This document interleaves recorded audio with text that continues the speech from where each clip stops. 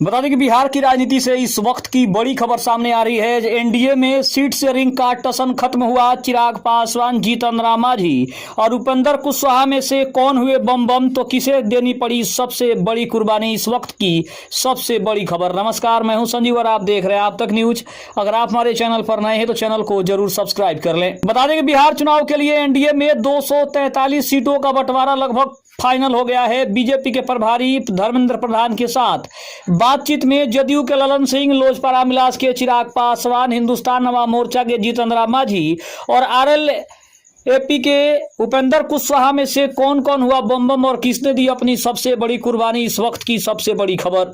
बिहार विधानसभा चुनाव की तारीखों का ऐलान अब किसी भी वक्त हो सकता है। तो वहीं देश के मुख्य चुनाव आयुक्त ज्ञानेश कुमार ने रविवार को पटना में ये संकेत दे दिया है। चुनाव की आड़ के साथ ही एनडीए के भीतर चल रही सीट शेयरिंग की खींचतान भी अब लगभग खत्म होने के कगार पर पहुंच गई है।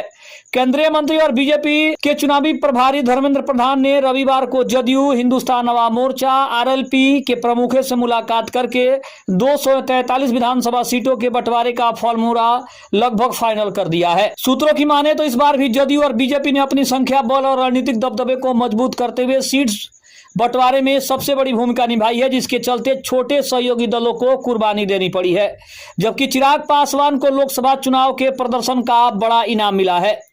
आपको बता दें कि धर्मेंद्र प्रधान की घटक दलों से फाइनल बातचीत भी हो गई है। रविवार को प्रधान एक एक करके एनडीए के लगभग सभी घटक दलों के नेताओं से मिले। सबसे पहले जदयू के वरिष्ठ नेता और केंद्रीय मंत्री राजीव रंजन सिंह उर्फ ललन सिंह से मिले। फिर कुछ ही देर बाद धर्मेंद्र प्रधान और राज्य के डिप्टी सीएम सम्राट चौधरी, वहीं हम के राष्ट्रीय अध्यक्ष और केंद्रीय मंत्री जीतन राम मांझी के आवास पर पहुंचकर उनसे बातचीत की।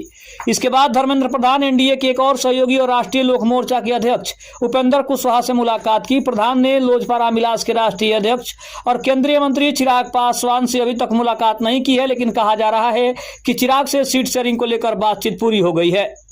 एनडीए में इस बार बिहार की 243 विधानसभा सीटों को लेकर गठबंधन दलों के बीच कड़ी बातचीत चली।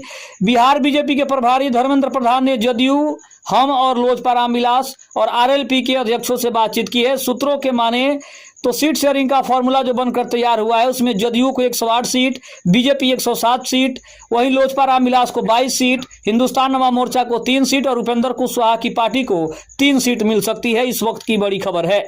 वहीं चिराग पासवान की पार्टी को लोकसभा चुनाव में 100% स्ट्राइक रेट का फायदा मिलता दिख रहा है।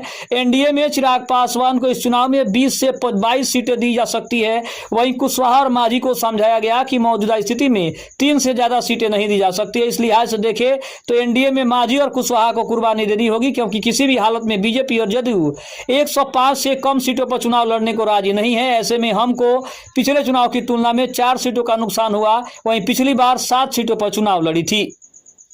कुल मिलाकर जदयू सबसे बड़ी पार्टी के तौर पर सीटों की अधिकता पा रही है। वहीं बीजेपी ने भी प्रभावशाली सीटें अपने पास रखी है।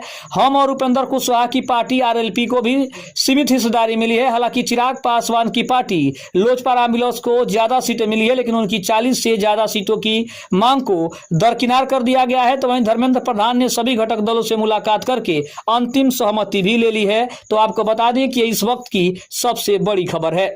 खबर कैसी लगी कमेंट में जरूर बताइएगा। तब तक के लिए धन्यवाद। जय हिंद, जय भारत।